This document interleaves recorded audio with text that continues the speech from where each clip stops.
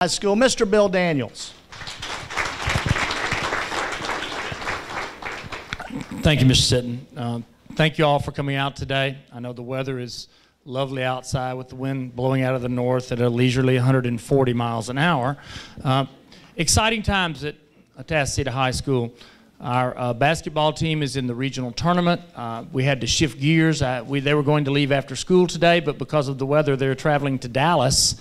I had to get them out just a few minutes ago so they could get their materials and get out of here before the roads refroze. We don't want any accidents. I was going to have one of them to speak to you, but that won't be possible. Our softball team, just recently, they were ranked number 6, but they beat the number 1 team in the state, the Woodlands. And the tradition around here is that I wear a tie for different sports.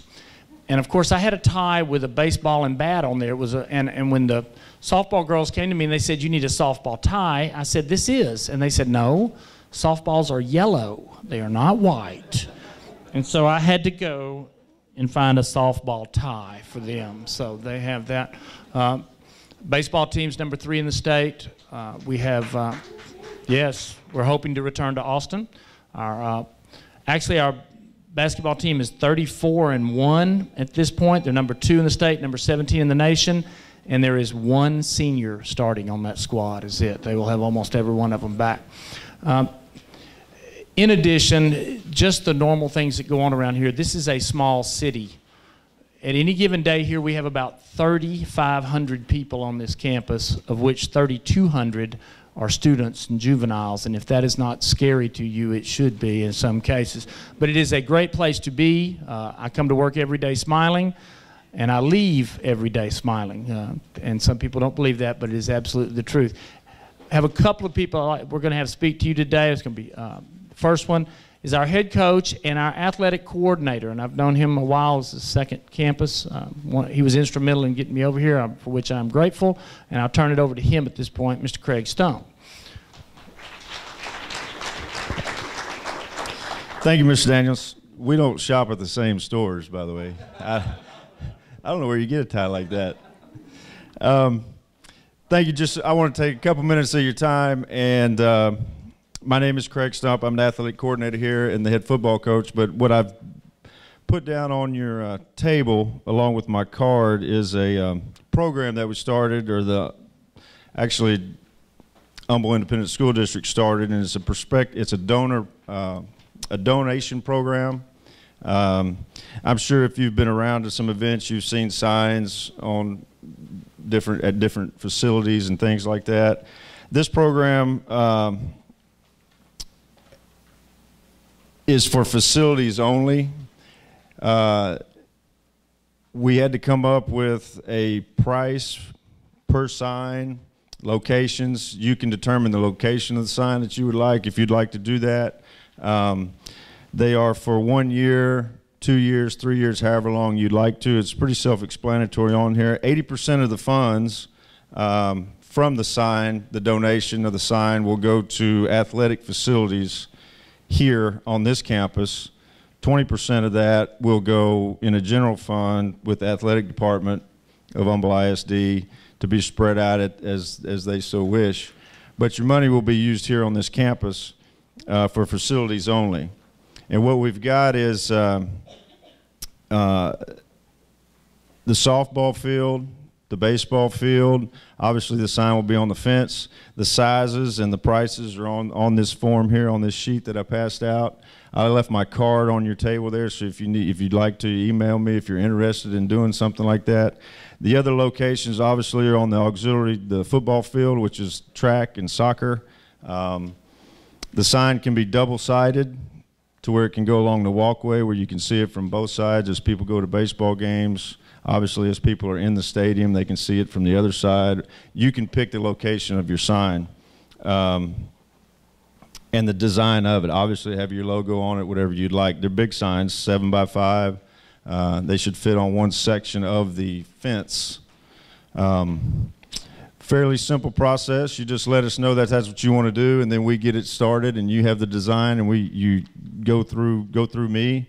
And we have a company here in town that will do them. And it's just starting. So we came up with these different prices that we think are fair, and I think the biggest thing is understanding that the facilities that we have are nice, but this school is growing, and any athletic program can't succeed without the community, and this is one way to support it. And there's certain locations out there that are better than others, so if you're interested in that, please get in touch with us, and your money will be used wisely. Okay? I appreciate your time. Thank you very much. Thank you, Coach. I originally had 3 students to speak. One was a basketball player. He is hopefully on his way to Dallas at this time. One was a young man who was in ROTC, and he informed me a couple of days ago that he is on a college visit to A&M today, so he could not speak. We have lots and lots of organizations here and lots of things going on. So the third student I had, and not necessarily in that order of preference, is involved in just about everything, so he can cover whatever we need to cover. So at this time, I'd like Danny Morales to come up and speak, please. Thank you. Okay, so first off, I'm the Vice President of the Student Council here at Atascocita High School, and the first thing that I would like to talk about is service. And we do a lot of service in this campus. I know ROTC regularly cleans up the campus as a requirement. For Student Council, we offer various service opportunities, and that goes for NHS as well. I'm the most active member in that, and so I know all about going to those service events. I know one time we had the police training in case there was like a school shooting, and so we had volunteers who would play as students, and the different squads, I want to say, of like the police would go in through different scenarios. Like the trainers would have us be in certain areas. I know some students actually got to take like the little guns that were used and shoot at the cops, which was pretty fun for them. And of course the cops got to shoot back. There was a guy with a shotgun and made very loud noises. It was really fun. I actually have one of the little bullet casings from the whole experience as a souvenir. So that was NHS. For Key Club, we're working on campus cleanup. And in Student Council, we're also trying to really unify the school. And so that's been one of our biggest struggles, I want to say, because everybody is so accustomed to how things have been, and we're trying to bring in like a new era of like unification and change. And so part of that, we've brought together all the clubs in a thing called Interclub Council, and ICC for short. And so every 2 weeks or so, we have a meeting here in the Gold LGI with representatives from each organization in the school, and we come together to plan events such as the Limbs International Dance, which is hosted by the National Honor Society, in which we raise money for artificial limbs to go out all over the world. And every $300 is a limb, and basically 100% of the proceeds that we raise at this dance-a-thon that we have, which is actually going to be the week after spring break, so I'm excited for that, is going to go to these limbs. And so we're trying to get the school really like hyped up about it, because in order to make anyone do anything, they have to be excited about it. Otherwise, they're just going to phase it out. And that's something we've learned like the hard way over the course of the years that I've been here. And so we're really trying to push this dance of the decades that's happening by having dress-up days on the week after spring break. So the Monday we get back is 20s, where it's like Gatsby Monday, and then we have the 50s, and it's like Grease It Up, and 70s, 80s, and then Fresh Prince Friday, which is going to be fun. And then that day will be the dance. We've also tried unifying the school through homecoming, and I think that was a big success this year, because we had hallway decorations, and all the clubs and different classes even decorated the houses in the main hallway, and it was like very nice, because Red House, they had like little disco balls hanging from the ceiling. It was pretty crazy.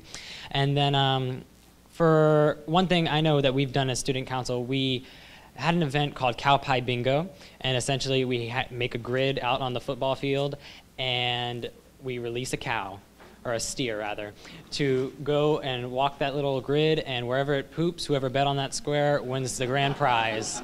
And so we went around to different businesses, asked for donations, and we actually had $1,000 raised from people betting on the squares. And while it was our idea as Student Council, we gave all the money to our FFA because we are just trying to unite the school. So it's like, hey, here's $1,000. Thank you for letting us use your steer. And so that was pretty great. And then we also had the this pep rally essentially outside. It was a color blast, and if anyone has been to like a color run or knows of a color run where they have the dye powder, we had that sold at the event, and we would have music playing. I know ROTC brought in like a deep fryer, and so we were having fried Snickers and stuff, which are like really good. And so we would just throw these powders, and it's like red, white, and blue, and it was just super fun. And that's essentially the basis. And I want to see if I'm missing anything. Fish camp.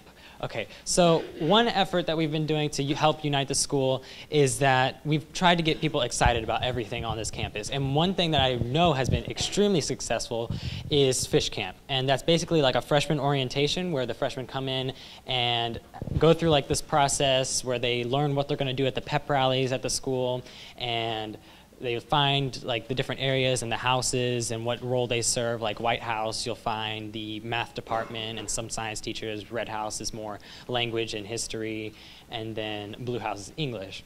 And so they'll get acquainted with their school. They get to meet a lot of people, get divided in groups, have activities. It really just helps break down the barrier where, you know, in middle school they have the rivalry between AMS and TMS.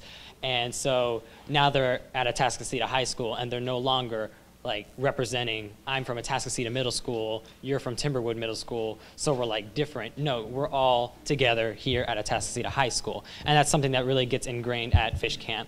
And it really encourages them to participate more in their school, because a majority of our members in Key Club and the New Beta Club and Student Council are all underclassmen. Most of the upperclassmen have gotten accustomed to how things were and not how things are going to become. And I know next year is actually the 10th anniversary of our school, and unfortunately I won't be here for that, but I'm looking forward to hearing about everything that's going to be done. And so that's basically what we've been doing as like students. So I'm going to turn it over to whoever's next, unless people have questions. Any questions? Yes, ma'am.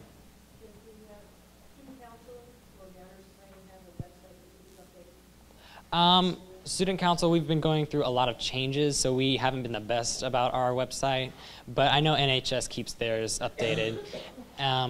But we do, every month as Student Council, we form a calendar of all of our events that we're supporting and stuff.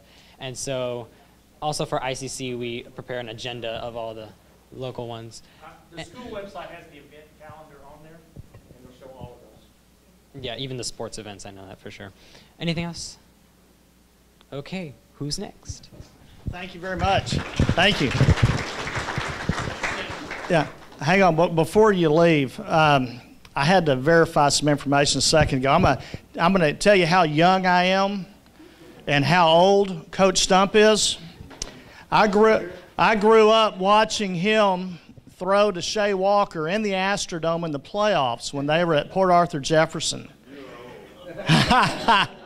One play in particular sticks out in my mind. You were playing Aldine in the dome. You scrambled. You threw to Shea on the sideline, and at that point I'd never seen a high school kid go up and catch the ball with their toes just barely hanging on inside. Y'all went on to beat Aldine and never forgave you for that. So fortunately, when I grew up and became a coach, we got to win the state title at Aldine. So anyway, that's my Craig Stump story. I'm sorry. I just want to publicly thank Bert Brocker. Our cheerleaders were going to go up to Dallas on Saturday, because we simply cannot send them on Friday, get hotel rooms for all of them, and then so they were going to go up on Saturday, provided we won on Friday, and Bert came through for us and got us 5 hotel rooms for our cheerleaders, and I just want to thank him in this meeting. Thank you. And as you know, Mr. Daniels, he does he has cafeteria duty every day, and he's the DJ in the cafeteria, so he generally heads out as soon as he gets through. So thank you, Mr. Daniels. We appreciate you. Coach Stump, thank you. All right. So without further ado, our next speaker, we're honored to have him back this year. He is the President and CEO, I believe. I'm probably messing that up. Yeah, President and CEO of the Houston Golf Association and the First Tee of Greater Houston. And he also runs the Shell Houston Open that is coming up real soon. Mr. Steve Timms. Thank you. Good to see you. Thank you very much. Shell Houston Open is just a few weeks away, which means spring is around the corner. Boy, could we use some springtime around here? Yeah, it's an exciting time of the year for us with the Shell Houston Open 3 weeks away. We'll have some of the best golfers in the world here at Golf Club of Houston for the 2015 edition of the tournament. You know, huge impact for the community. We estimated about $25 million annually in economic impact through the tournament. We have great support from the community, not only from a sponsorship perspective, but also from a volunteer perspective. If you're interested in volunteering, you can go to our website, shellhoustonopen.com. We still have some opportunities for volunteering for the tournament. The tournament is driven by a great organization, the Houston Golf Association, which I have the pleasure of working for. That is a volunteer organization for the most part. So volunteerism at its finest, doing great work in the community, doing great work for charitable causes, partnering with our school district, with Dr. Sconzo and his team through an elementary school program through the First Tee, which they were the trailblazers in that program, and Dr. Sconzo has just been a great supporter, and we're providing a kindergarten through 5th grade PE curriculum for kids to introduce them to the game of golf, but more importantly to introduce them to the character education components of the First Tee. So if I leave you with anything, just know that the HGA is dedicated to having a positive impact in the community through the game of golf and through our youth development programs. Our executive director of the First Tee is here, Doug Earl, one of my colleagues who's doing great work across the metropolitan area, but for you, most importantly, in the Humble area. So we just want you to know that we're committed to doing great work through golf and really having high impact on the community through the Shell Houston Open, and we hope you all come out and join us in just a few weeks at Golf Club of Houston, right, Liz? Yeah. Okay. All right, thank you. Thanks, Steve. Am I correct in this, Steve? I read, this has been a few years ago, that the Shell Houston Open was #2 behind Byron Nelson in charitable giving. Is that still correct? Still pretty accurate? $60 million in charities. Did y'all hear that? Over $60 million in charities from the Shell Houston Open. #2 on the PGA Tour. Okay? Thank you so much. You know, the other thing that we've been trying to do as a chamber is really gear up our partnership with the Houston Golf Association more and more, because when that event starts, every day that it shows up on the Golf Channel or ESPN or whatever channel, other channels that are going to cover it, CBS, I believe, or NBC, it starts off live from Humble, Texas. Every day it's live from Humble, Texas. So we as a chamber, we as a community need to embrace that and embrace that partnership. And thank you for bringing the tournament and the HGA to our community, and anything we can do to help. Thank you. All right. So our next speaker, someone I've known for a long, long time. I try not to say that very often. But he started an organization about 4 years ago now. The Lake Houston area, Lake Houston Sports and Recreation Foundation. And they have done some really great things. Mr. David Otis. Thank you. All right, guys. Well, my name is David Otis, and like he said, I've been out here for a long, long, long time. We moved out here in 1976. We were one of the first families to move out on Lake Houston. And having grown up on Lake Houston and then eventually selling real estate in and around this area, I always answered the question more than probably should have. And it was like, what's up with Lake Houston? You know, what's going on? And there was a lot of bad vibes about the lake. And so when we originally started out, our number one intention was just to change the news, to start talking about all the good stuff that the lake has to offer and less about the bad.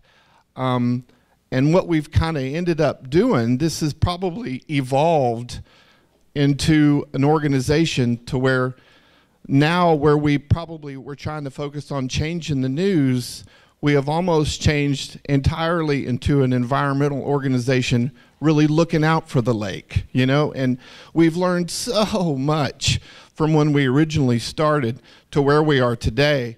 And I'm here to kind of give you an update on some of that stuff. Has anyone heard me speak before? Is anyone familiar with our organization? I know I've been here a couple times. Well, I could tell you again, what we were able to do is kind of bring up some bullet points of what we've been able to do. We were selected by the Houston-Galveston Area Council, and we sit on their board trying to implement a bacteria implementation plan for Lake Houston. Last year, on the invitation from Dave Martin, we were invited to the city council to where we were able to broker a deal where the city of Houston had $160,000 available to treat the water hyacinth. You guys know the floating lily pads that had just kind of overwhelmed the lake. And then the Texas Department of Wildlife had $60,000 in their kitty. So we were able to put the funds together to help treat the exploding water hyacinth problem on Lake Houston. Last spring, we were able to stock another 100,000 Florida hybrid bass into the lake. To bring the total, since we've been in existence, for 210,000 Florida hybrid bass, which is really, really good for this lake long term. I'll tell you a funny story, is when we went down to talk to the people with the Texas Department of Wildlife, we went and met with them, and we simply asked, how come all the other lakes, Conroe, Livingston, and all the other freshwater lakes in the vicinity had a stocking program and Lake Houston didn't? And the answer was, well, because no one's really asking for it, you know? And we were like, well, here we are. So kind of in return for that favor, we had to implement a vegetation habitat program. And with the money that we have raised from y'all's community support and the events that we do in and around the lake, last spring we completed our vegetation program, so we have a fully operational vegetation habitat.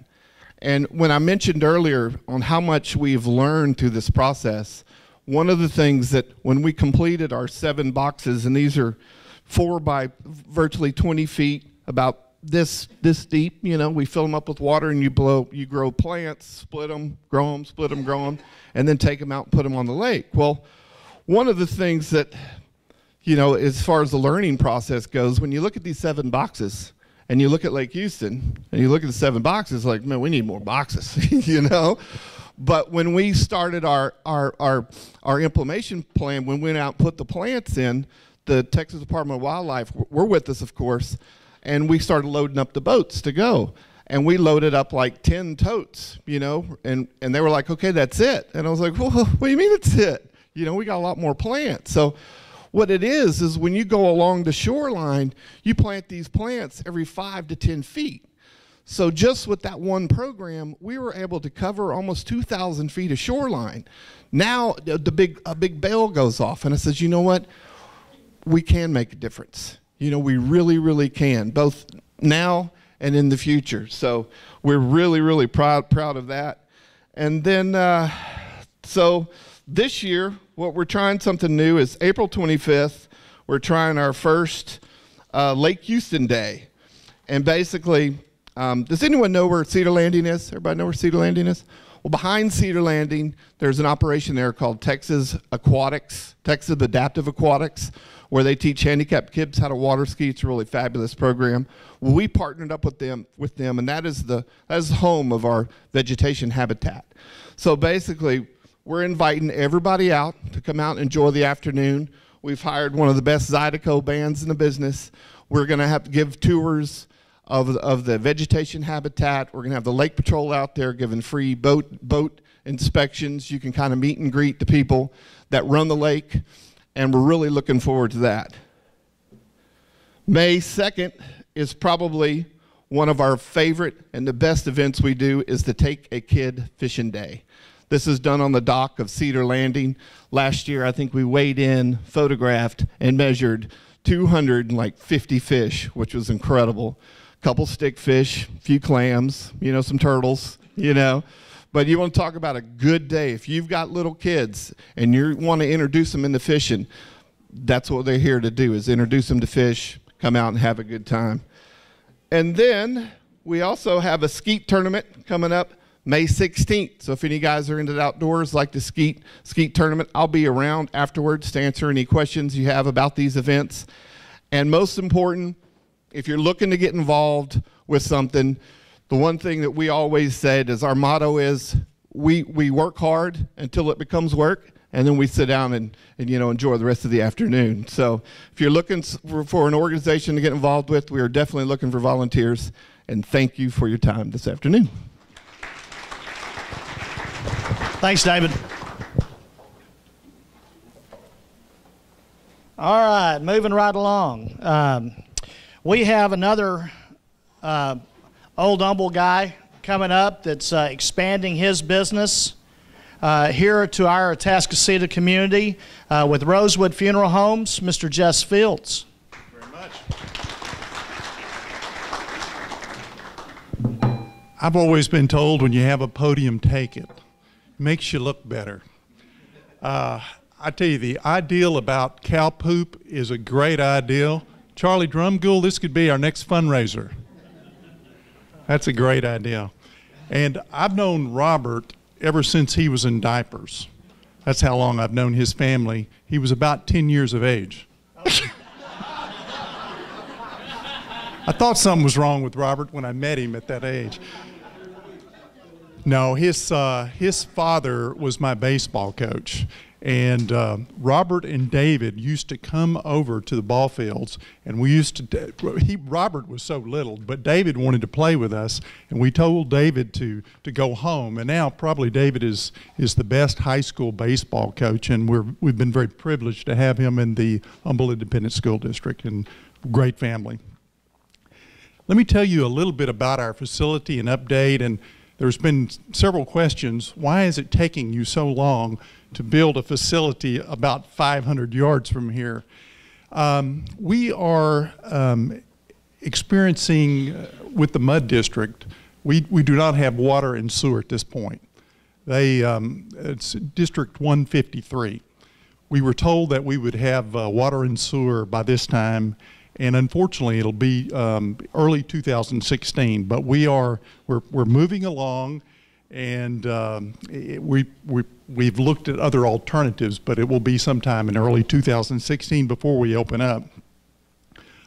We have 4.5 acres, 21,000 square feet is what we're building. We have a 1,200 square foot community room, which will be able to service families after the service. We will be able to offer a full kitchen and where families can meet. Nowadays, it's very difficult for churches to accommodate all families. And so we will be having the 1,200 foot community center, which we think will be very helpful. And also we're going to offer that to the BizComs here locally, that hopefully that we can have everyone come in. We also will have a 500 square foot coffee and food corridor in the funeral home, which is a little bit different. But today people want different things, so we're going to provide what people want. And that's going to be something very nice. Sorry, I can't read without my glasses. Our entrance is going to be with flowing water, fountains, and fire. I don't know if you've seen these fireballs at some of these different destination places. It's going to be very, very unique and something I think that the community will be proud of. I may have to get my glasses out, I'm sorry.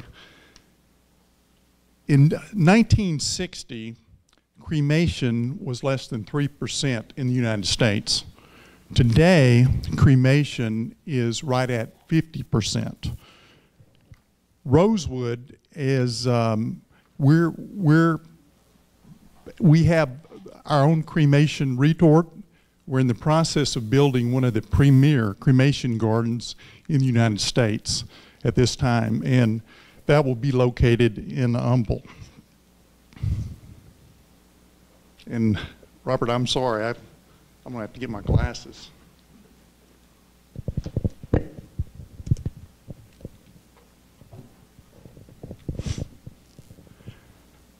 This will also have walkways, street lamps. We're going to have a golf green. I don't know if Steve is still here, but we're going to have a golf green on our cremation garden. It will be heavily wooded, and this will open in March 2016. Many great things are happening here in this community. Many great things are happening at Rosewood, and we're very proud to be a part of this community. Thank you very much.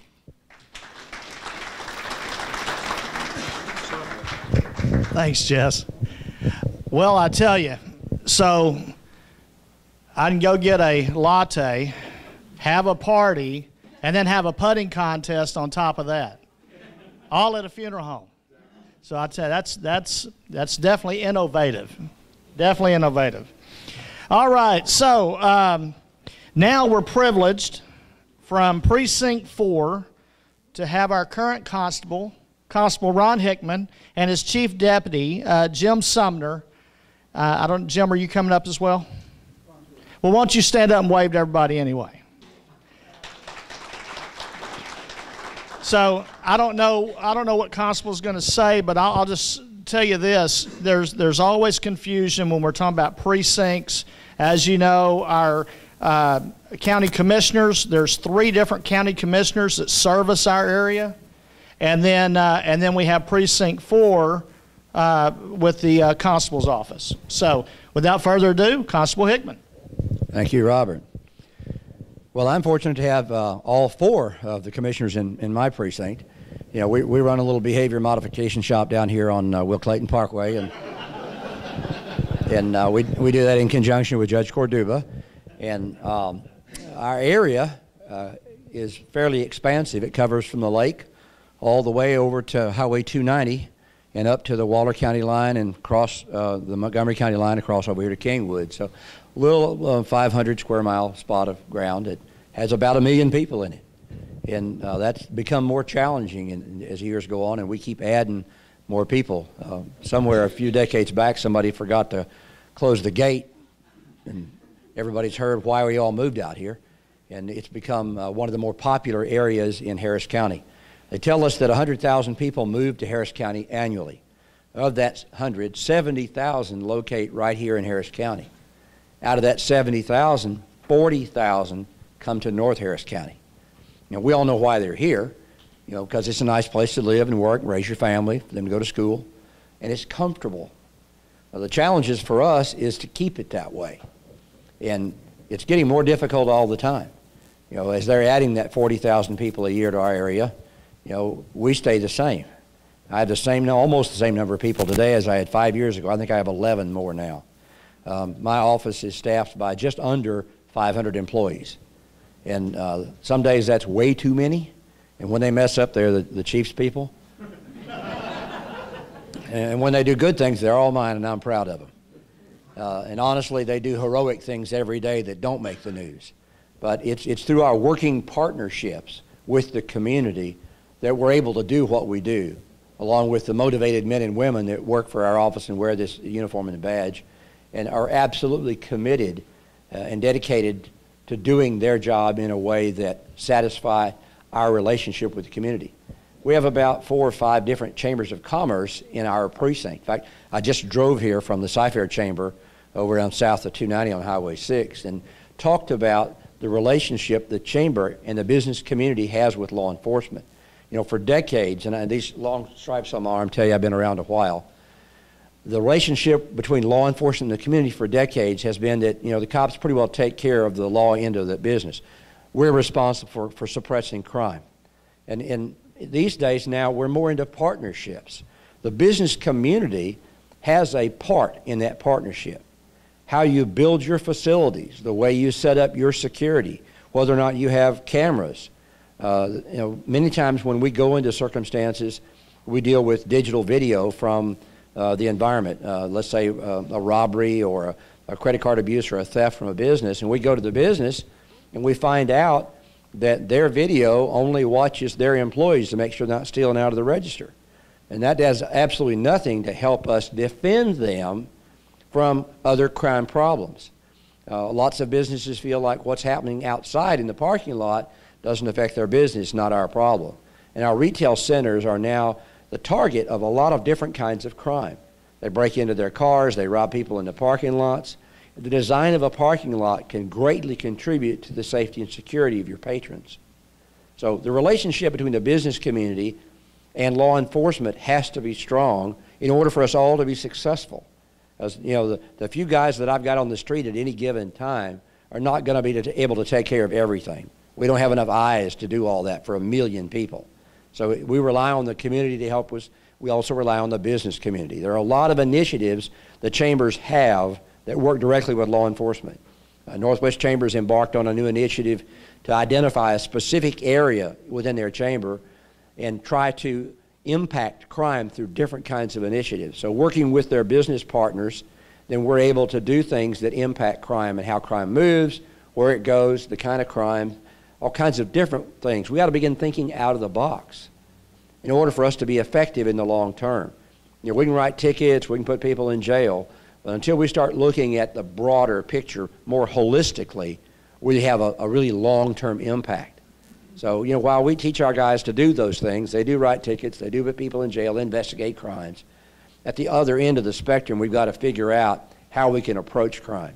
We've been studying the technology, working with issues like predictive analytics, trying to figure out where crime is and where it moves to and why, what influences crime trends, what makes it move from point A to point B, why is that next target the most attractive one to a criminal, be it a burglary or a robbery. You know, we're fortunate that nationally crime is generally on the downturn, on the whole run. But individually, certain crimes like aggravated robberies are up. And you know, I'd much rather be attacking the certain kinds of crime, the different types, so that we can begin to chase that away from our area. We've kind of moved stuff to Montgomery County, and that's okay. I have some good friends up there, and they all need work. So, you know, one of my captains is now the constable in the Woodlands, and one of the guys I went to high school with is the constable up here in Montgomery County on the other side of the river. So, you know, we want to make sure they have something to do.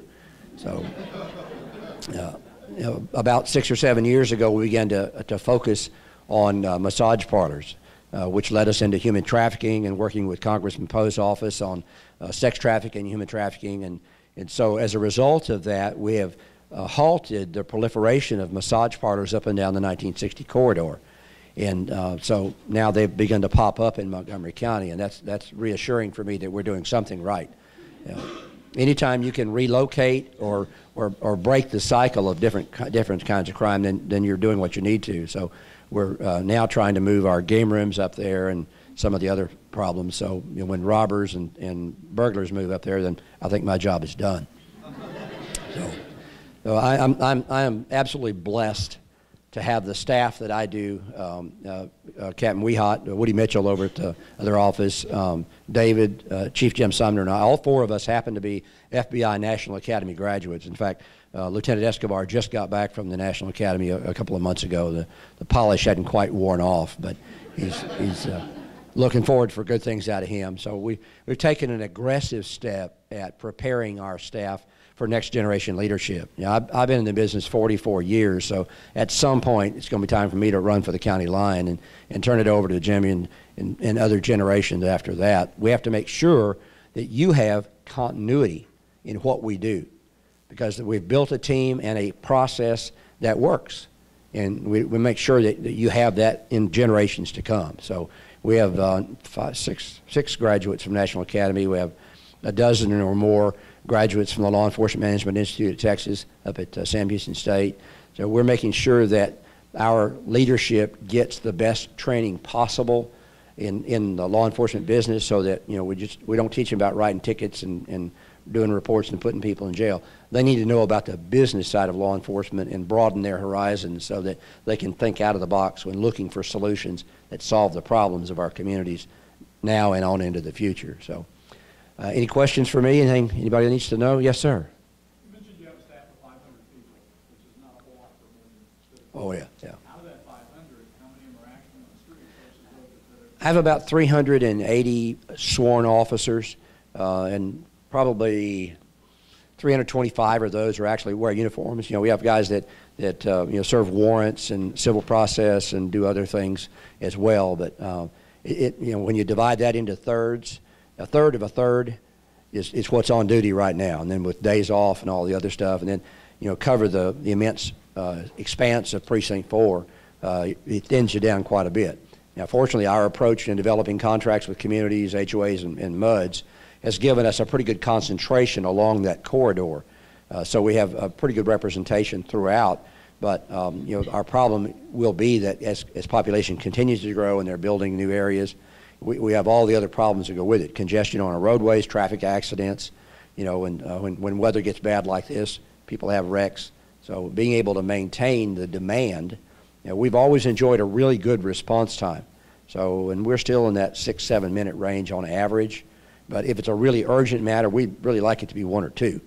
It's just difficult, and you all have a part in that. As you communicate with your county commissioners and folks about what your priorities are.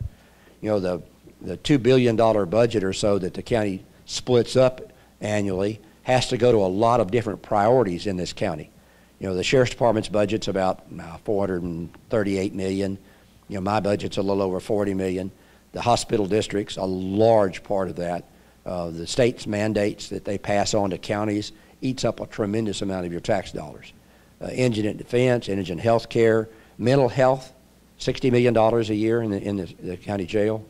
So when they're aligning the priorities on how far can you stretch that dollar, they need to know what is important to you. And if more police, more security and safety in your community is one of the priorities, they need to know it from you, because they're looking at a spreadsheet of where dollars need to go and trying to decide what the priority is from a monetary standpoint. So they need to know what your individual priorities are. If you have those opportunities, then by sure, let them know. Anybody else? Okay, well, thanks for letting us come and talk to you. It's always a pleasure. Thank you, sir. You bet. We're going to skip. We're going to skip. Okay. We've got a few announcements to make, but before Constable leaves, we want to thank you guys for all your visibility. Thank you for your partnership. Thank you for all you do to keep our community safe. Folks, they're taking time out of their day to come and just share with you guys, what they're doing and what they're prepared to continue to do for our community. And I'm, for one, can tell you that they're visible, they're approachable, and we appreciate you. All right. Lieutenant Escobar's got a quick announcement. Mark your calendars. May the 14th on Thursday, we're going to have the Wounded Warriors come through Atascocita and Summerwood. I think Don Gaddy, you should have one of these too. So we're going to have a motorcade that's coming out of the airport. We'll be bringing the wounded soldiers down Will Claim Parkway and then up Westlake, Houston, all the way to the Beltway. So I can tell you it's a wonderful experience to serve in this committee along with the constable and Wally Weehot. And we expect our communities, they're going to be driving through your communities, so please give them a hero's welcome. These people have sacrificed a lot representing us abroad. So thank you, Robert. And everybody has this information. There's a phone number in case you have any questions. Feel free to call us, please. Perfect. Thank you all again. Appreciate it. We need to make sure we get that information out on Facebook, like the Eagle Springs page and some of those different community pages, so that we can support that event as well. All right, so a few more announcements. We were talking as a committee. One of the things we want to do is look at what can we do as a community to help our schools. Okay, so we have a representative from Atascocita High School's project graduation. You want to come on up? And she's going to make a couple of announcements. And I think she put some information on every chair. And I think they've gone through a few changes, and so anything we can do, you know, it's not something we normally do, asking for money and things of that nature, but we want to give you the information, and if you feel that you want to help with the school, more than welcome. Hi, I'm Donna Hunter. I'm the treasurer for Atascocita High School Project Graduation. Most of y'all got a little handout giving what our goal is for this year. If y'all don't know what Project Celebration is, it was started 20 years ago in Maine when 18 teens lost their lives to drug and alcohol-related crashes following high school graduation. So our goal is to provide a drug-free, drug and alcohol-free graduation party for the seniors of Atascocita High School. We currently have a little over, or a little under 700 seniors. We're anticipating hopefully 300 of those to 350. We have contracted with Max Bowl, who is on Wilson Road. This will be their first project celebration that they are hosting. So they've been working with us and are going to provide us with a nice party for that night. On this form we have different sponsorship levels, and if y'all didn't get the form, I have some more. But if y'all are interested in partnering with us, we would more than appreciate your help. And if you have any questions, feel free to ask. We also are on the Atascocita homepage, and you go to activities, and that's where our link is. We have forms there available for volunteers, for sponsorships, for prize, gift cards, whatever you can do. There's contact information there. So we'd appreciate any help. Thank you very much. Thank you. Another organization within the school district that my family is very passionate about, and that's our Humble ISD Education Foundation. And at this time, I'm going to have my wife, Jen, come up and tell you some of the things they have going on. Thank you, and I promise I won't speak as long as my husband does usually.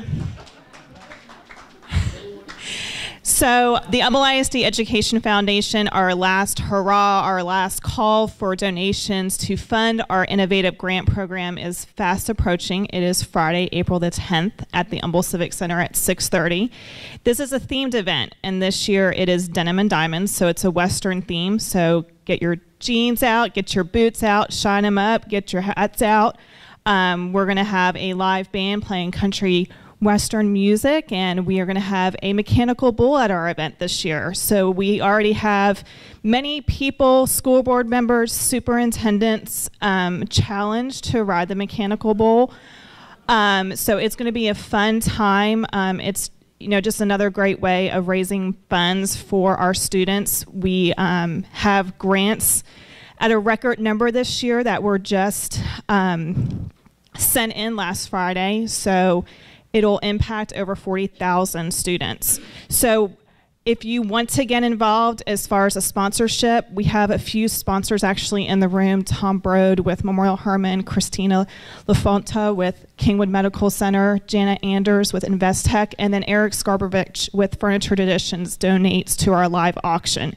So if you want to visit, I will be here. Jerry Monbaron, Christy Tarkenton is here. We have invitations, and we would love to see you guys there. There's many opportunities to get involved on a sponsorship level. So thank you. And just to kind of piggyback on that real quick, I guess it was about 6 years ago, y'all raised $1 million for the first time. And this year they're getting close to $2 million. All that money goes right back into the classroom. She talked about grants. Y'all had 286 grant applications from teachers within the school district this year, the most ever. The teachers put back into the program, and they're getting money direct back to their campus for innovative programs, whether it has to do with agriculture, technology, science, etc. Things that with a $300 million budget, it sounds like a lot, but we can't provide everything, and the foundation is a huge, huge supplement to that. So thank y'all for everything you're doing, and we appreciate you. Our last announcement is from Memorial Hermann, Mr. Tom Brode. Saved the best for last. Jen and I have been practicing on the mechanical bull, so we're going to do it in tandem, Robert. I'm sorry. I'm smaller than you are, so she chose me. This time, and it's appropriate, I'm representing the sports medicine team at Memorial Hermann Northeast, and which is appropriate in case you get thrown from that bowl. We've got the team that can help you out. At any rate, we're going to be doing our screenings, our athletic screenings, over the next 6 to 8 weeks. And we're going to be here. I had to check the date. We're going to be here at Atascocita High School on May 20th. Important thing to remember about that is as we check out your kids to make sure that they're healthy to play sports this fall, all the money that is raised, and it's $20 a kid, all that money goes back to the athletic program. So we're very happy to do that. But if you're not doing anything on May 20th, be sure to come down and visit us. It's fun to watch us do. Here we do about 900 kids, so we'll do a lot of screenings, and we look forward to doing that. Robert. Thank you so much. I did lie. This isn't really an announcement. It's more information than anything. I want Sam Schrade to come up, and we know there was a part that was missing that people don't remember or don't realize that we do with all these meetings and our school board meetings, etc. So, Sam, if you want to take it from there. The Chamber has a great website with tons of information on it, but we also provide all the BizComs, the videos of each BizCom that we do in all 4 high schools on the website. So just go to youtube.com/mychamberchannel. Everybody say that, My Chamber Channel. Now you'll remember, and catch up. How many of you guys ever missed a BizCom and was like, man, I heard something was really great and about that? Well, you can go back and watch them because we're taping them all. Everybody wave to Joey. Joey's taping them all for us. So youtube.com, My Chamber Channel. Thanks, Sam. If you're on my planning committee, stand up. Sam's on it. Oh, shoot. Yes, Rita's on it. And I guess that's all that's here. Well, and of course, Chris Odell. She's Of course. And then Charlie, of course. Other chamber staff. Where's Stephanie? Stephanie was here. Huh? Yeah, Dr. Bruce Guillory was here, and he's also helps me plan these. For June, our next June is, what next meeting is June the 4th. We already have a couple speakers confirmed. Judge Corduba's coming back to talk about what they do in the JP's court here in Humble. Dr. Sconzo, I'm going to put you on the spot. Do you think in June would be an appropriate time to talk about the growth aspects? The bond sale will have happened and some of those properties and so forth. Would that be an appropriate time for you to come back and speak? So there you go. Dr. Sconzo will be here in June to talk about our growth. And Michael Pratt's with the Chamber's Economic Development Program. He will be in to give us an update on all the wonderful things that are going on with that group. Charlie, you probably didn't know that, but he's already committed to come in June. He works with Charlie hand in hand on economic development. A lot of great things are happening. A lot of great things are happening in our community. And we're on time. Any extra announcements that need to be made?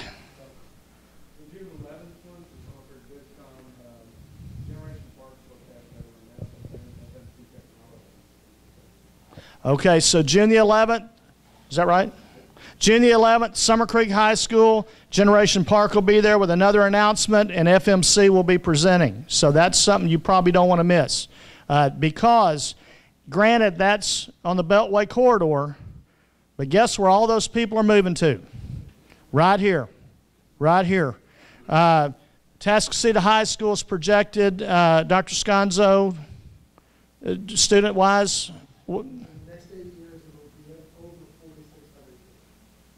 and Summer Creek?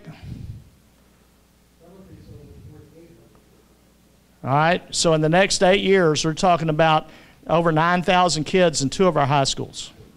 And it's because of all the growth that's happening out there. They're coming into our communities. All right, so we'll talk more about that in June. With that said, I want to thank once again all of our sponsors. Let's see, we have Ferguson. Do I need to say all that stuff? Ferguson Bath Kitchen and Lighting Gallery. Thank y'all for being our presenting sponsor. And if you don't know exactly where she's at, you know that industrial park right there at Wilson Road, old 1960, business 1960. They're right back in there. You can't miss them. Can't miss them. I also want to thank HEB for providing lunch today. And then Kingwood Medical Center and Waste Management. So with that said, we will see you all in June. Have a great spring break next week and be safe.